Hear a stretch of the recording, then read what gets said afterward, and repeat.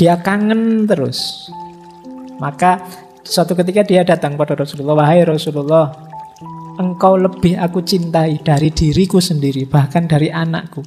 Ketika aku berada di rumah, aku selalu ingat padamu, dan aku tidak sabar untuk datang melihatmu.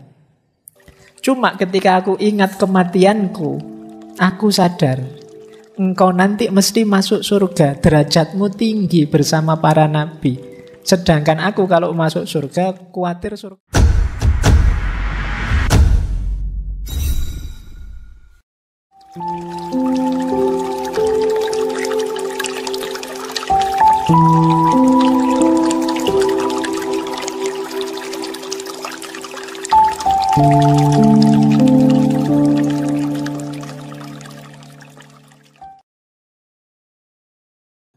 Berarti memang kuncinya ada pada cinta pada Allah dan Rasulnya. Berarti apa? Besok akan bareng Rasulullah, wong aku cinta Rasulullah. Kan logika sederhananya begitu. Kalau bareng Rasulullah kan berarti lumayan nyaman kan, surga kelas VIP, kelas tinggi. Jadi, nah makanya almar'u ma'aman ahabba. Ini para sahabat gembira sekali mendengarkan kalimat ini. Bukan berarti, wah kalau gitu saya tidak usah sholat, pak, tidak usah zakat, tidak usah puasa. Pokoknya mencintai Allah dan Rasulnya. Kalau kamu tidak mau sholat, tidak mau puasa, tidak mau zakat, sebenarnya menunjukkan kamu belum cinta sama Rasulullah.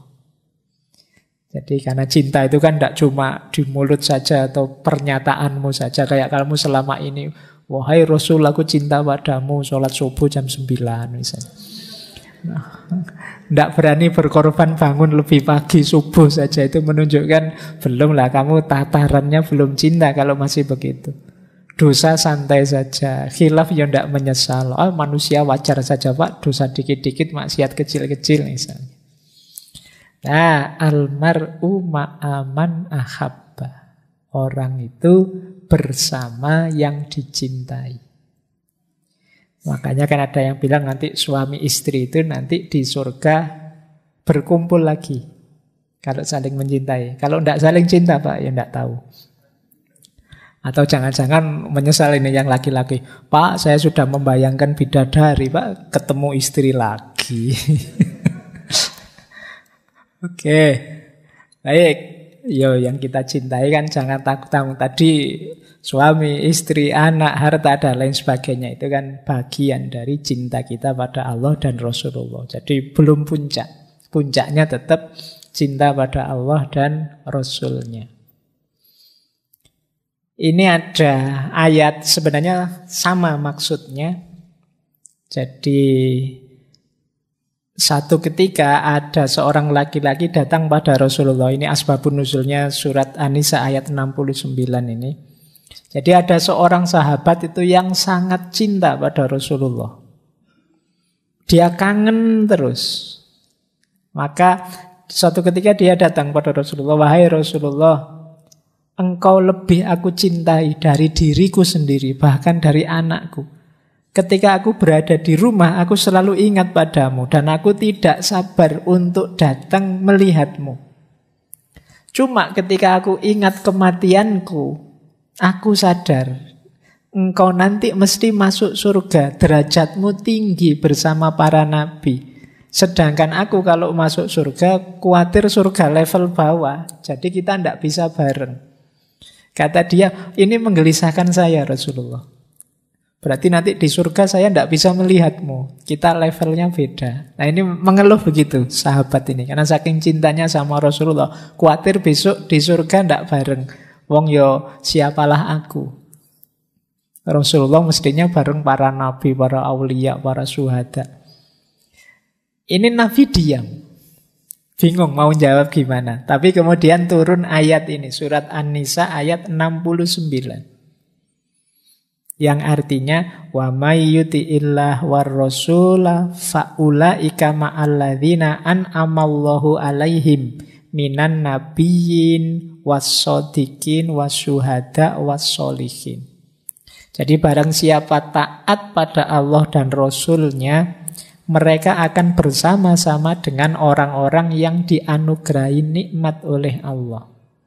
yaitu para nabi, para siddiqin, para syuhada, dan orang soleh. Dan mereka itulah teman yang sebaik-baiknya. Jadi ini firman ini menjawab sahabat tadi, tidak usah khawatir. Asal engkau patuh pada Allah dan Rasulnya, nanti bareng-bareng akan ketemu para nabi, para siddiqin, para syuhada, para sholihin. Jadi tidak masalah. Cintai Rasulullah dan jalankan sunnah-sunnahnya, insya Allah nanti bareng. Tidak usah takut levelnya surganya beda. Asal serius menjalankan itu. Nah ini menarik ya, dasarnya memang cinta.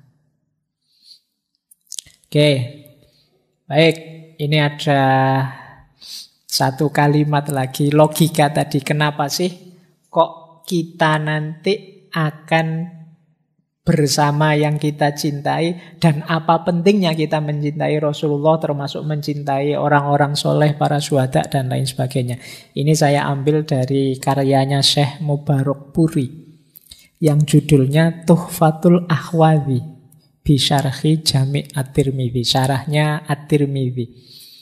Kata Syekh Mubarakpuri, kalau seseorang mencintai satu kalangan dengan ikhlas, maka sebagaimana dinyatakan oleh Nabi, ia termasuk golongan mereka, kendati amalnya tidak seperti yang dilakukan oleh orang-orang soleh tadi. Sebab keterpautan hati mereka. Kiranya rasa cinta itu memotivasi agar bisa berbuat serupa. Kenapa sih orang itu nanti akan oleh Allah dikumpulkan dengan yang dia cintai? Karena kalau kita mencintai tadi orang-orang soleh, kita mencintai para syuhada, para solihin, para ulama, para aulia, ini menunjukkan, kalau pakai bahasa hari ini, kecenderungan jiwa kita pada mereka. Meskipun amal kita mungkin masih belum selevel mereka. Kecenderungan jiwa ini saja kita sudah menang selangkah. Karena dengan itu kita biasanya terus terdorong untuk meniru, mengikuti. Kalau teman-teman misalnya punya kiai, punya guru, punya ulama, panutan, terus dicintai sedemikian rupa, mau tidak mau jiwa kita kan akan cenderung ke sana. Kemudian kita terdorong untuk meniru meskipun tidak sebagus, tidak selevel beliau-beliau itu. Makanya hadis almar'u ma'aman ahabba itu sebenarnya dorongan bagi kita. Yuk kita mencintai yang baik-baik, kita mencintai orang baik. Khususnya mencintai Rasulullah. Ya karena puncaknya cinta itu kan Rasulullah. Dan sebenarnya para sahabat juga orang-orang yang sangat mencintai Rasulullah. Banyak cerita-cerita, banyak contoh kasus. Saya ingat ada beberapa yang mumpung kalian sudah mulai ngantuk, tak kasih cerita biar sekalian tidur. Saya tiba-tiba ingat ada kitab bagus judulnya Mukhtasar At-Tawwabin yang nulis Al-Maqdisi. Di situ ada cerita seorang sahabat masih muda, seusia kalian. Namanya Sa'labah bin Abdurrahman. Anak muda ini sangat mencintai Rasulullah. Suatu ketika dia mengalami bencana. Bencananya itu, satu ketika dia jalan di salah satu rumah, ada yang mungkin orangnya lupa menutup pintu, sehingga dalam rumah kelihatan. Nah, Sa'labah ini tidak sengaja menatap ke dalam rumah. Kok iyo di dalam rumah penghuninya pas selesai mandi. Itu kalau kalian bersyukur mesti ya. Jadi tidak sengaja melihat yang dia tidak harusnya melihat. Itu langsung shock Sa'labah ini. Jadi dia sangat sedih sesedih-sedihnya. Kenapa? Dia merasa, ya Allah, mataku ini berarti sudah tidak layak lagi menatap Rasulullah. Tubuhku ini tidak layak lagi dekat dengan Rasulullah. Dia stres. Itu, jangan dibandingkan kalian. Kalian malah nyari-nyari gambar kayak gitu. Jadi Sa'labah ini begitu down dia karena merasa cacat aku sekarang. Jadi ceritanya kemudian beliau menjauh sampai ke padang-padang pasir. Malu ketemu Rasulullah. Sampai 4 hari. Akhirnya Rasulullah mencari-cari. Karena ini memang mungkin sering menyapa Rasulullah, dekat dengan Rasulullah. Kemana anak ini sampai 4 hari? Diperintahkanlah Umar bin Khattab untuk mencari, melacak. Khawatirnya ada apa-apa. Dan setelah dilacak, ketemu di tengah padang pasir, sedang menangis, merintih. Setelah ditemui oleh Umar bin Khattab, dia kaget.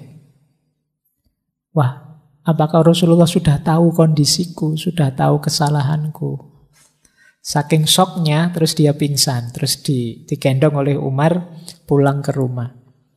Nah, Rasulullah diberitahu bahwa ini anak ini ternyata di tengah padang pasir, situasinya mengenaskan. Kata Umar, apakah dia saya panggil menghadapmu Rasulullah? Kata Rasulullah, tidak usah, aku saja yang datang ke rumahnya. Jadi Rasulullah datang, begitu melihat kondisinya oleh Rasulullah, anak ini mau dipangku oleh Rasulullah karena masih muda. Tapi dia menjauh, tidak berani. Rasulullah, jangan. Aku sudah kotor. Aku sudah penuh dosa. Nah, terus disuruh cerita, apa sih yang terjadi denganmu anak muda? Kok kamu sampai seperti ini? Oleh Rasulullah ditanya, akhirnya dia cerita. Ya tadi, cerita melihat sesuatu yang tidak pantas dia lihat. Rasulullah terus senyum mendengar cerita itu, terus membanggakan dia. Begitu Rasulullah senyum membanggakan dia meninggal. Jadi dia langsung meninggal dan ya sudah. Akhirnya diurusi oleh Rasulullah sampai kemudian Rasulullah ada ceritanya sampai turun ke liang lahatnya. Nah, ada cerita menarik. Waktu membawa jenazah anak muda yang luar biasa ini, Rasulullah jalannya jinjit. Nah, terus ada sahabat yang tanya, wahai Rasulullah, kenapa engkau berjalannya jinjit? Aku sulit berjalan. Kenapa? Karena ini situasinya penuh sesak sekali. Banyak sekali malaikat yang turun untuk mengantarkan anak muda ini. Nah, ini ceritanya Sa'labah bin Abdurrahman. Anak muda tapi luar biasa cintanya pada Rasulullah. Dosa sedikit itu saja, betapa syoknya dia. Makanya saya pesan jangan dibandingkan dengan kalian ya. Kalau kalian mungkin malah seneng sekarang nyari gitu-gitu. Ada lagi cerita yang menurut saya menarik. Ini sahabat ketika Rasulullah baru datang di Madinah. Itu menginap di tempat seorang sahabat Ansor namanya Abu Musa. Yang dipandang rumahnya agak lumayan. Abu Musa ini karena sangat mencintai Rasulullah, menghormati Rasulullah, Rasulullah ditaruh di bawah. Rasulullah silakan istirahat di lantai bawah, dia naik ke atas. Di lantai 2 bersama keluarganya. Tapi sepanjang malam itu ketika Rasulullah istirahat, Abu Musa sekeluarga tidak berani tidur. Tidak berani banyak gerak. Jadi di lantai 2 itu semua diam, tidak berani gerak, tidak berani ngomong apa-apa. Alasannya apa? Khawatir kalau gerak nanti getar temboknya, Rasulullah yang istirahat di bawah kerontokan apa kapur-kapur apa-apa itu. Jadi menjaga biar tidak ada gerakan sama sekali di lantai 2 sehingga tidak menyusahkan yang di lantai bawah. Ini Abu Musa. Sampai pagi-pagi ketika Rasulullah melihat, wahai Abu Musa, kok kamu pucat? kelihatan capek sekali, lelah. Abu Musa cerita, "Ya Rasulullah, semalaman saya tidak tidur. Khawatir engkau terganggu oleh kami." Akhirnya Abu Musa dirangkul oleh Rasulullah. Baik, banyak cerita-cerita begitu ya. Cintanya para sahabat pada Rasulullah. Saatnya kalian buktikan cintamu pada Rasulullah seperti apa. Oke, kita lanjutkan. Kita filsafatan sebentar ya, sudah 9:30. Kita lihat. Kita mulai dari sebab lahirnya cinta. Ini saya tidak jelaskan bolak-balik, saya jelaskan di filsafat cinta. Orang itu kan cinta sesuatu, kalau bukan karena pesona, biasanya karena jasa, atau karena pemaknaan tertentu, engkau penting, engkau baik, engkau segalanya itu makna, atau karena terbiasa. Kalau bahasa Jawanya, tresno jalaran saka kulino. Karena terbiasa, maka jatuh cinta. Karena engkau aku anggap penting, aku cinta padamu. Karena jasamu besar, aku cinta padamu. Karena engkau mempesona, aku cinta padamu. Biasanya satu di antara 4 itu. Dan untuk Rasulullah, 4-4-nya hidup. Jadi ini alasan mencintai. Saya ambil dari As-Syifa bi Hukukil Mustafa, tulisannya Qodiyat. Kata beliau, orang mencintai itu kan paling tidak alasannya 3. Cocok dengan dirinya karena indah. Seperti tadi ya, yang mempesona, menakjubkan, seperti makanan, minuman yang lezat, kata Qodiyat.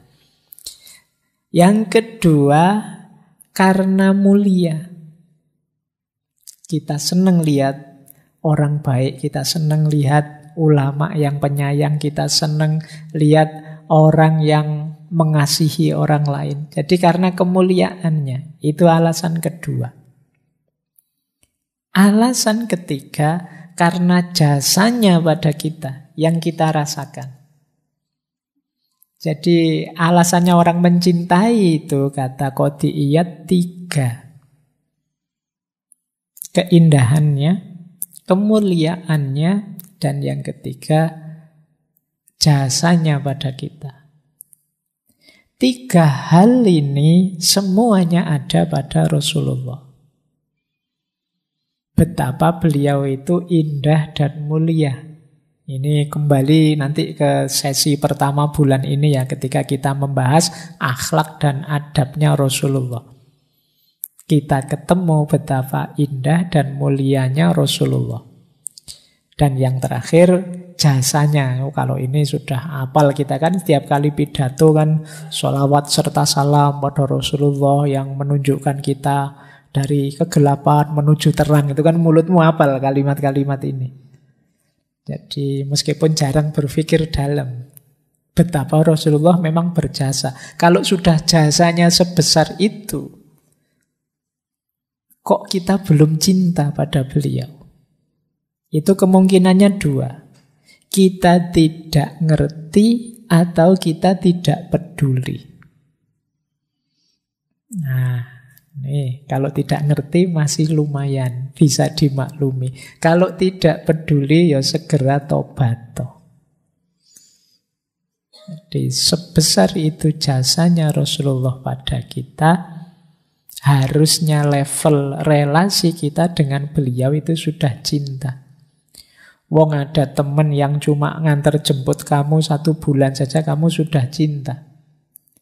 Wong cuma ikut hiking naik gunung sekali 2 kali saja karena saking seringnya bareng, terus kamu sudah cinta.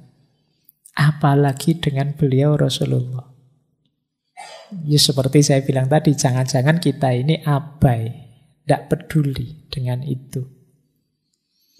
Nah, jadi ini ya akarnya cinta itu. Tandanya sekarang. Ini tanda-tanda cinta. Kalian merasakan ini pada apa atau pada siapa, berarti itu cinta.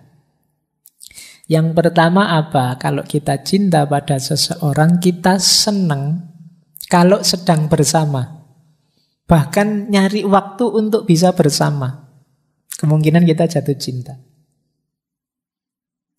Kok rajin sekali sekarang ngaji filsafat. Pingin ketemu dia.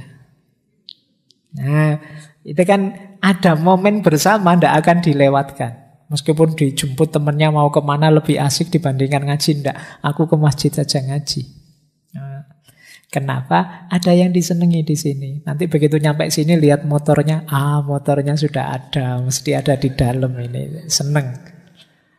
Nah, kalau kamu cinta pada Rasulullah juga begitu harusnya. Seneng kalau bareng-bareng berdua. Jadi, ya entah dalam momen apa kita dekat dengan beliau. Saat kita melakukan kebaikan, saat kita bersolawat, saat kita apapun. Mungkin membaca sirahnya, membaca riwayat hidup beliau, dan lain sebagainya. Jadi ini memang ciri pertama. Senang kalau bareng kekasihnya. Yang kedua, mengutamakan yang dicintai kekasihnya dibandingkan apa yang dicintainya. Jadi sebenarnya sih saya pinginnya malam ini tidur sampai subuh. Tapi kekasihku senang kalau aku itu bangun sepertiga malam terakhir. Ya sudah, aku tak bangun. Ini tanda-tanda kalian sudah cinta sama Rasulullah. Sebenarnya mulutku sudah gatel pengen misuh-misuh dia. Dia ini jengkeli sekali. Tapi yang aku cintai itu tidak suka kalau ada orang ngomong jelek, ngomong menyakiti yang lain. Ya sudahlah. Aku mengikuti yang aku cintai. Ini namanya dalam hatimu sudah ada cinta. Kalau tidak, ya berarti belum. Meskipun mulutmu bilang cinta, kalau situasi ini belum lahir, ya berarti memang belum. Yang ketiga, selalu ingat. Terbayang-bayang terus. Kalau ini ya otomatis kan kalau orang cinta itu yang di kepalanya, di mulutnya, di hatinya hanya yang dicintai. Kalau cinta pada Rasulullah ya mungkin isi pikiranmu, isi hatimu, mulutmu serba Muhammad. Jadi penuh dengan menyebut namanya. Atau kalau disebut namanya hatimu tergetar. Boleh nanti kalau tiba-tiba kamu lagi asik gini, tiba-tiba ada yang menyebut nama mantanmu misalnya. Itu kan kamu tergetar hatimu. Kenapa? Masih ada rasa cinta. Bahkan kamu sendiri kadang mungkin manggil-manggil namanya dalam sepi, diam. Ya kan? Diam-diam kamu sebut namanya. Kok ya kamu tega ninggal aku misalnya. Nah, kenapa? Di hatimu ada rasa. Nah, kalau rasa itu juga ada pada Rasulullah, getaran itu harusnya juga ada. Kalau ada orang menyebut namanya, otomatis kamu tergetar menyambut. Makanya kalau ada orang membaca nama beliau kan kita sambut dengan sholawat. Cuma mungkin selama ini kita masih formalitas, jadi kadang-kadang lupa. Tapi orang yang mencintai beneran tidak akan melupakan momen ini ketika nama kekasihnya disebut. Nah, ini ciri yang ketiga. Ciri keempat, ketika kita sudah mencintai adalah tidak menyesal kalau ada yang hilang karena yang kita cintai. Yang hilang itu yang kita korbankan. Apakah itu waktu, apakah tenaga, ataukah biaya? Ndak eman. Kayak tadi loh, meskipun ndak punya uang, diminta neraktir pun dibela-belain, diutangkan kemana-mana. Dan ndak merasa rugi, ndak merasa kehilangan. Waktu yang harusnya enak buat medsosan, buat HP-nan, kita korbankan sedikit demi yang kita cintai, untuk sholawatan, untuk ngaji, untuk apapun. Dan kita ndak merasa, aduh ini waktunya drama Korea jam segini malah Nggak selesai-selesai ini solawatannya misalnya. Mbok yo ndang cepet selesai, ndang keluar makanannya, ndang bubar kita. Misalnya kalau mikirmu gitu ya memang belum cinta. Kamu masih mengkalkulasi untung rugi yang kamu dapatkan. Wah, kalau saya baca sholawat sekian kali, itu lumayan loh. Nanti keinginan kita terpenuhi. Yang kita cintai mesti kelepek-kelepek ini misalnya. Kamu masih kalkulasi-kalkulasi semacam itu, sebenarnya belum. Cinta yang sejati tidak pingin dibales apapun. Hanya memberi saja pada yang kita cintai.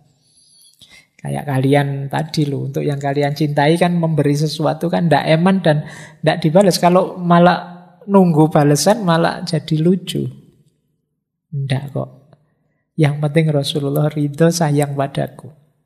Aku sayang juga padanya. Nah, tidak ingin apa-apa sudah setelah itu. Kemudian menikmati ketaatan. Tidak berat dan juga tidak keberatan. Disuruh apapun, mendapat tanggung jawab apapun, tidak berat. Kemudian takut jauh dan ditinggalkan. Tidak ingin berpisah. Ingin bareng terus. Kok ngaku cinta tapi kamu mau jauh-jauh sana, jangan deket-deket terus, malu aku kalau ada kamu. Itu kemungkinan masih belum cinta. Jadi masih ada kalkulasi-kalkulasi untung rugi. Oh, kalau deket-deket kamu nanti orang-orang tahu aku punya pacar, aku ndak laku lagi nanti misalnya. Berarti ya belum cinta, itu masih ada kalkulasi-kalkulasi. Orang yang sudah mencintai itu justru ingin bersama terus, ndak ingin berpisah. Termasuk dengan Rasulullah. Dan kalian tidak usah pakai alasan, saya cinta kok Pak sama Rasulullah, tapi LDR-an. Jadi jarang ingat masalahnya jauh. Enggak. Ya kalau untuk manusia bisa LDR, kalau Rasulullah kan enggak. Bisa kamu hadirkan setiap waktu di hatimu. Baik, lanjut. Tidak butuh pujian, tidak peduli cacian. Dipuji orang, wah kamu hebat sekali, sholawatannya enak sekali. Ya biasa, tidak masalah, alhamdulillah. Tidak dipuji pun tidak masalah juga. Bukan itu fokusnya. Fokusnya apa? Cinta kita pada Rasulullah. Dicaci orang juga tidak masalah. Wah ini baru tobat ini mesti ya, kok banyak sholawatan ini. Anak soleh baru ini berarti. Baru hijrah ini mesti. Oh diikut. Wis terserah lah orang anggap apa. Yang penting aku ingin menghidupkan cintaku pada Rasulullah. Jadi tidak peduli pujian juga cacian. Dipuji tidak jadi sombong, dicaci tidak jadi hancur karena itu tidak jadi fokusnya. Kalau tidak jadi fokus kita ya tidak dipikir. Tidak dipikir itu tidak dipermasalahkan. Terserah kamu mau muji atau mau. Wong itu bukan fokus saya. Fokus saya hanya cintanya Rasulullah saja. Dan tidak pamer. Meskipun kelihatan. Orang jatuh cinta itu kan tidak ingin menunjukkan ke yang lain, ini loh aku sangat cinta, enggak. Meskipun ekspresi kecintaannya kelihatan. Kadang-kadang dia sendiri tidak sadar. Wah, kamu sekarang rajin sekali nih antar jemput. Mesti sedang panas-panasnya ini misalnya. Loh, kita sendiri yang mencintai malah tidak sadar. Ya orang lihat, tapi kita kan tidak sengaja pamer. Kadang-kadang kalau pas berdua misalnya lagi ngapain kita bantu apa, makanannya kita suapkan, atau kita tidak ngerti bahwa itu dilihat orang banyak loh. Kamu jangan demonstratif, kamu tidak fokus ke situ, tidak ingin pamer. Ya mestinya memang kelihatan. Nah mungkin kalian juga begitu nanti kalau cinta sama Rasulullah, secara tidak sadar sering sholawatan, secara tidak sadar pingin mencocok-cocokkan gaya hidupmu dengan Rasulullah, tidak masalah. Mungkin dipuji orang, mungkin juga dicaci, tapi fokusnya tidak ke situ. Dan tidak ingin pamer. Biar saja orang melihat, biar saja orang komentar. Menurutku yang baik begini, sesuai dengan tuntunannya Rasulullah. Ya tentu saja pemahamannya masing-masing orang beda tentang tuntunannya Rasulullah. Itu wong manusia itu memang saya bilang tadi makhluk makna. Jadi ada yang mengutamakan sunnah yang ini, ada yang mengutamakan sunnah yang itu. Ada yang mengutamakan saya akhlaknya Pak. Oh kalau saya kostumnya Pak. Kalau saya pokoknya malam Jumat itu sunnah Pak. Kalau saya macam-macam kan orang menerjemahkan sunnahnya Nabi. Tapi semangat mengikuti sunnah yang lahir dari cinta itu cirinya ini tadi. Tidak ingin dipuji, tidak peduli dicela, tidak ingin pamer, dan lain sebagainya. Jadi ini tanda-tandanya cinta. Kalau ingin mendalam boleh dibaca kitabnya Mbah Yai Hasyim Asy'ari. An-Nurul Mubin fi Mahabbati Sayyidil Mursalin. Ini saya kutipkan ya, tanda-tanda cinta pada Rasulullah. Kata beliau yang pertama tentu saja meneladani Rasulullah dalam kondisi sulit maupun mudah. Dalam situasi senang maupun susah. Tidak nyari enak-enaknya saja, tapi kalau kebetulan kok enak, ya alhamdulillah. Tidak mundur kalau pas lagi sulit. Dan tidak sembrono kalau pas lagi mudah. Karena fokusnya tetap meneladani Rasulullah. Yang kedua, sama seperti tadi ya, banyak menyebut namanya. Yang ketiga, rindu bertemu dengannya. Karena orang yang cinta itu ingin dekat selalu. Yang keempat, mengagungkan dan menghormatinya saat menyebut namanya. Jadi, jangan sembarangan menyebut nama Muhammad saja, bahkan dengan nada yang merendahkan, melecehkan.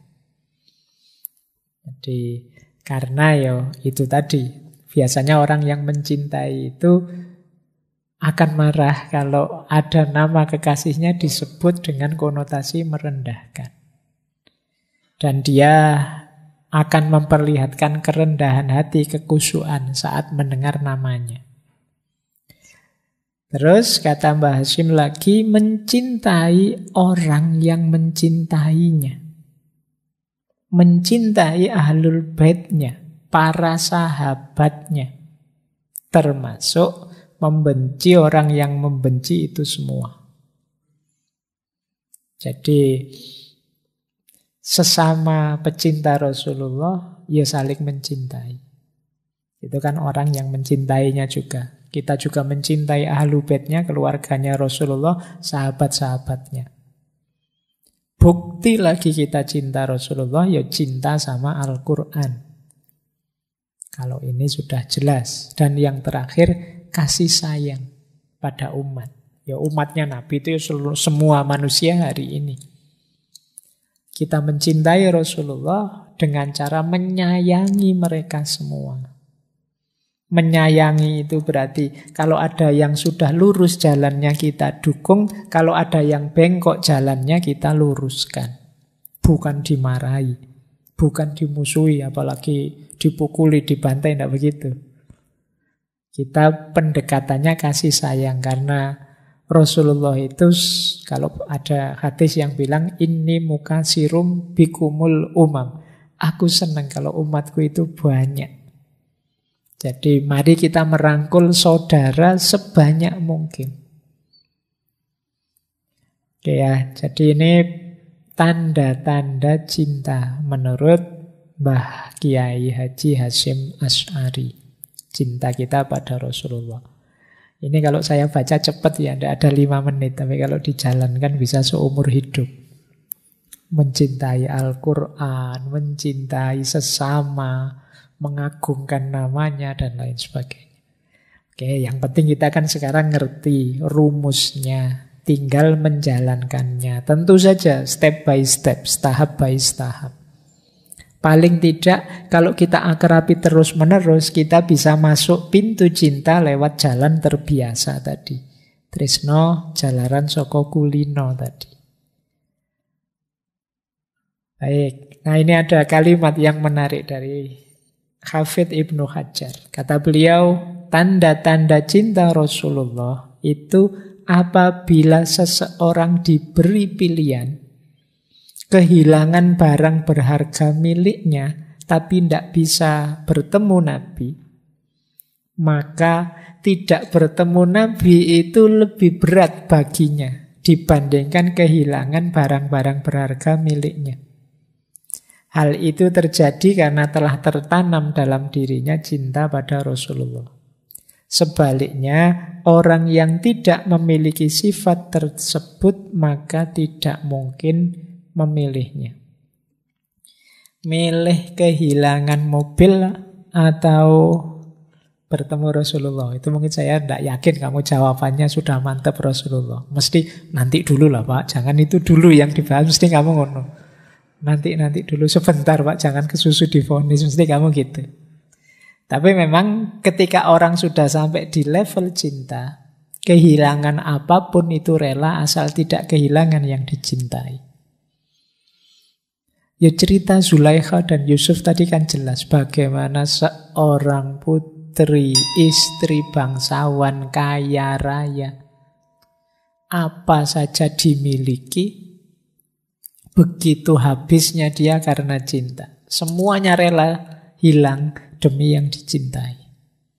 Nah, itu gambaran cinta. Jadi apapun rela dikorbankan. Bahkan tadi bersama sahabat Umar tadi kan, ayo termasuk dirimu ndak? Akhirnya disimpulkan, iya Rasulullah termasuk diriku juga ndak masalah. Nah, ini ciri-ciri cinta menurut Hafidz Ibnu Hajar. Manifestasi itu perwujudannya jelas ya. Yang pertama, meyakini bahwa Rasulullah adalah utusan Allah, penutup para rasul. Yang pertama ini ya, manifestasinya iman. Yang kedua, akhlak.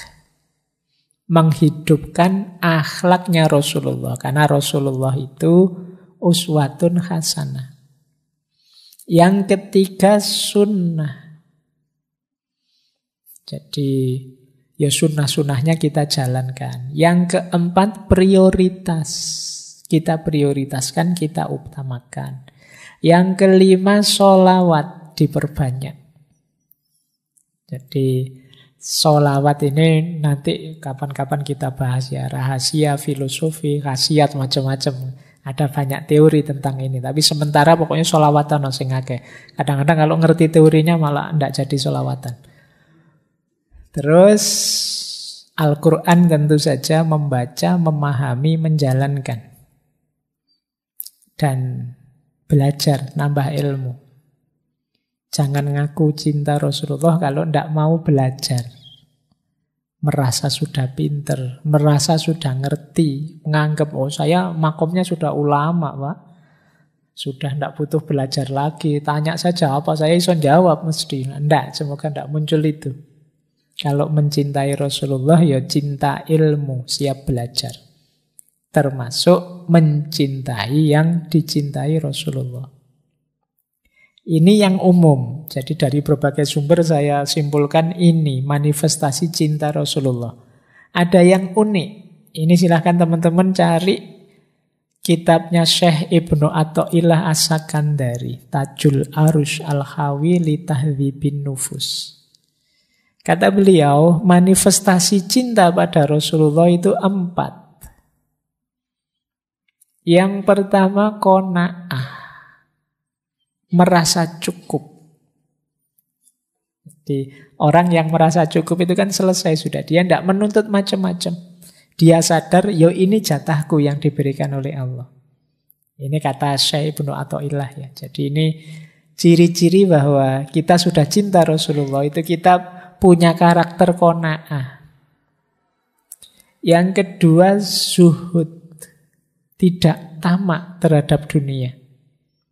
Karena secara umum tuntunannya Rasulullah itu ya perjalanan hidup ini menuju akhirat. Yang hakiki itu akhirat. Maka jangan sampai jatuh cinta pada dunia. Nah, kemarin ada yang tanya ke saya, Pak, waktu sesi asketis itu, kan itu ada materi zuhud. Pak, kalau saya zuhudnya besok saja lah, Pak, kalau sudah sukses, sudah kaya, sudah segalanya terpenuhi, baru saya zuhud. Apa jaminannya? Waktumu masih banyak. Jadi, latihanlah zuhud.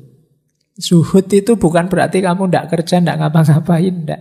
Latihlah batinmu untuk tidak terikat dan jatuh cinta dengan dunia.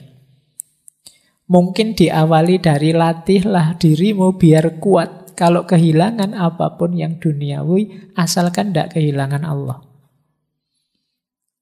Nah, ini membangun mental zuhud. Tidak harus kamu uzlah ke hutan-hutan atau menjauh dari keramaian, tidak harus begitu. Tapi pelan-pelan latihlah batinmu untuk berwatak uzlah. Tidak tamak terhadap dunia, tidak terikat, tidak jatuh cinta pada dunia. Ini justru manifestasi cinta kita pada Rasulullah. Yang ketiga, tinggalkan ucapan perbuatan yang tidak ada gunanya.